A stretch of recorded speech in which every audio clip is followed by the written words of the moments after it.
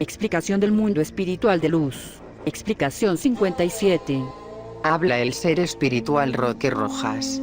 Bienvenidos seáis en corta porción, ovejas de Elías, el precursor del Señor, quien se manifestará a través de mi cerebro, al principio de esta etapa que pronto ha de llegar a su final. El Padre me ha concedido estar con vosotros en espíritu en esta alba de gracia, hoy que os encontráis reunidos y congregados, ayudando al pastor a preparar los caminos para llegáis al Padre con más facilidad.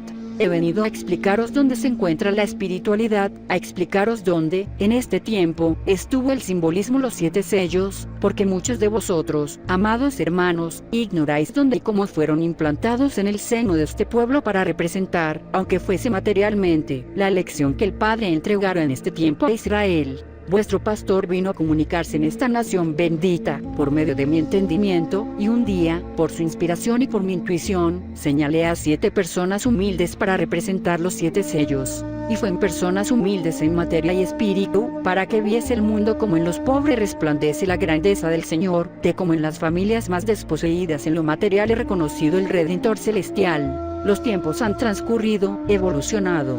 En aquellos tiempos, como los presentes, fueron preciosos, pero reinaba en ellos el fanatismo más acendrado, reinaba la idolatría. Por mandato divino el que Roque Rojas fuese el que rasgara, llevado del espíritu de Elías, los velos de la ignorancia, y el que tuviese que soportar y sufrir el fanatismo e idolatría, con toda amargura y humildad. Cuánto esfuerzo divino para daros espiritualidad. Recuerdo cómo las multitudes que me siguieron llegaban hasta el sacrificio moral, cuando eran arrojados de las sinagogas y los templos por los sacerdotes y eclesiásticos, que alardeaban llevar en sus manos la bandera de la luz divina, dejándola flotar en el olvido, pretendiendo dispersar a todos aquellos que seguían al precursor. Tiempos difíciles, hermanos. Mas como yo vine por mandato divino a desempeñar esta misión, no temí a la humanidad ni a su persecución. La manifestación del tercer tiempo descendió hasta el pequeño claustro, que era mi morada en ese entonces, ya que, en esos días la única manera que una persona de mi condición tenía para estudiar la palabra del primero y segundo tiempos, era el pertenecer a una orden religiosa, por lo cual me vi en la necesidad de iniciar el estudio de las cosas sagradas en el seno de una congregación de esa clase. Me refugiaba del mundo en mi humilde claustro, para permitir que la luz llegara a mí, y la luz me bañó en plenitud, manifestada en mi mente y en mis pupilas, ordenándome que saliera yo de ese lugar, a extender la luz divina del Señor. Empecé entonces a extender la luz del Señor, predicando la buena nueva de la tercera venida del Padre a mis hermanos. Por orden del superior obispo, que en aquel tiempo era la autoridad religiosa, fui destituido y llevado a la montaña, a un lugar remoto donde no pudiese tener contacto con nadie. Decían ellos, mis perseguidores, que con mis palabras perdía yo a la humanidad, por eso me arrojaron a la montaña, para que ahí, el sol, el frío, el hambre y la sed me hicieran perecer, y no pudiera así continuar, según ellos creían, pervirtiendo a la humanidad.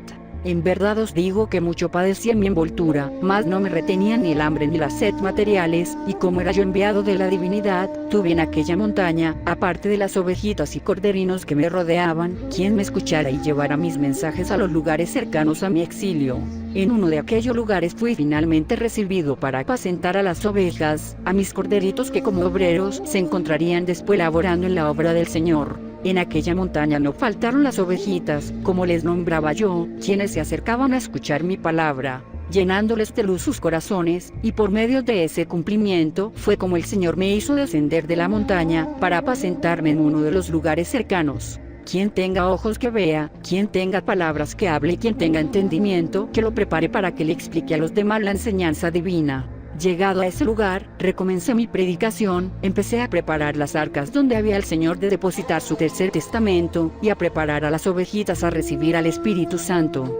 Debo deciros, sin embargo, que antes de bajar de la montaña había yo elevado mi preparación al Señor. Entre aquella pequeña porción que subía a la montaña para al escucharme, encontrábase la familia Malanco, la que me brindó su protección, dándome un lugar para que dejara yo la montaña, pues se sentían satisfechos en su espíritu al oír mi palabra. En aquel tiempo no había otros cerebros que dieran paso a las manifestaciones divinas, y por eso quiso esa familia llevarme a su seno, porque no se conocía aún la palabra a través de portavoces, no había mentes preparadas para que el Señor hablara por ellas. Fue hasta un tiempo después, cuando el Señor me concedió la inspiración para llamar a una doncella para que fuese la primera receptora, donde descendiese la palabra del Divino Maestro. Mi mirada confirmó lo que la inspiración me había confiado, y llamé a aquella niña bendita de 16 años para entregarle la representación del sexto sello. Esa doncella era Damián Oviedo, la dulce Damianita, a quien, por mandato del Señor, le entregué la marca, así como se la entregué a sus familiares.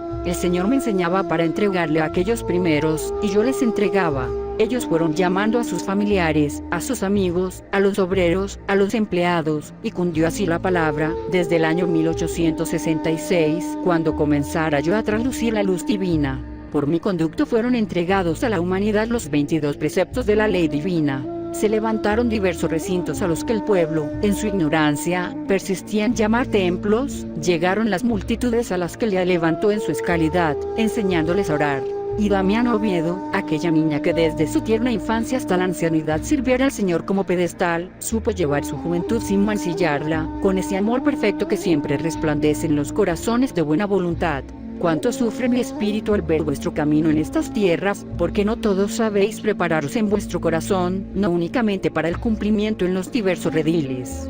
Contemplo negligencia, desesperación, no veo el anhelo en las multitudes como en aquellos tiempos en que, aun siendo temprana la hora, el Señor se derramaba por aquella niña al despuntar el alba. Las grandes multitudes dejaban sus hogares, no le temían a la intemperie de los elementos, todo lo dejaban para escuchar la palabra del Divino Maestro. Sí, ovejas, en aquellos tiempos el fanatismo se encontraba en su apogeo, y grandes dificultades se presentaban al pueblo del Señor, pero a pesar de todo, los congregantes se encontraban reunidos, unificados en su ideal.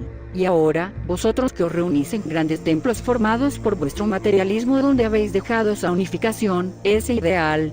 Ved como para aquella dulce niña, se encontraba el camino sembrado de espinas, mas no temió, tuvo gran fe y vino a daros ejemplo. Soportó con alegría y conformidad las penas en su envoltura, y el Señor mucho se derramaba por ella. Un día, cuando mis perseguidores se dieron cuenta de que me encontraba yo en la ciudad, intentaron prenderme, y yo me guardé en una fosa. Mas he aquí, que descubrieron mi escondite, y reconociendo mi cerviz, llenaron la fosa con agua para ahogarme en ella. Cuando ellos creían que había terminado ya mi existencia, salí del agua con toda magnificencia, porque pude alimentarme del agua con que ellos quisieron darme muerte. Los ángeles del Señor me custodiaban y me daban cuanto yo necesitaba para no perecer. Entonces, al ver el prodigio, se dieron cuenta que la palabra del Señor que yo entregaba, era la verdad ante el mundo, ante los niños y ante los hombres. ¿Quién de vosotros podría resistir una prueba de estas?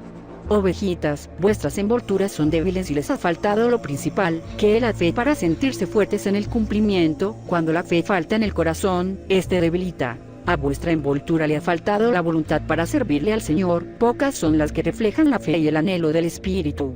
Ya no recordáis aquellos pedestales que llegaron después de Damián Oviedo, que han sido levantados y que se encuentran habitando los espacios espirituales. Recordad a Apolonio Alanis, quien sirviera a la humanidad, y que se encuentra gozando de la luz divina. Recordad a Serafín Fernández. Ellos, los primeros en llegar a las plantas del Señor, a servirle en este tiempo de luz, supieron llevar su corazón con mano firme para no faltar en el camino, ni dejar de observar ni siquiera un solo punto de la ley divina del Maestro. Os pido que les evoquéis con respeto y gratitud, mas no para que rindáis tributo a su envoltura. No llevéis a sus tumbas una flor que consuma el sol o seque el aire, elevadles mejor una oración, ofreced al Señor vuestro cumplimiento en recuerdo suyo. Recordad, Israel, el nido donde os mecisteis, la cuna donde comenzasteis a tomar fuerzas. Hoy, cada árbol tiene su ramaje y muchos son los portavoces y pedestales. El Padre os ha enseñado a dar tiempo para el tiempo, y dentro de ese tiempo, cumplid en vuestros hogares, en vuestros trabajos, y en vuestros caminos. Cuando sea llegado el tiempo en que estudiéis en los escritos las observaciones, explicaciones y consejos del mundo espiritual de luz, una sola voz escucharéis. En esta alba bendito me permito el Padre llegar a tocar vuestros corazones. No olvidéis las enseñanzas del pastor, para que pueda él dejar en el aprisco bendito a las 99 ovejas e ir por la extraviada. Ved que por cuidaros a vosotros, la extraviada continúa su extraviado recorrido. Sed obedientes y no sentiréis pesado vuestro madero. Preparaos en oración, en pensamiento y en voluntad. Que la luz de Elías y la paz del Padre estén siempre con vosotros.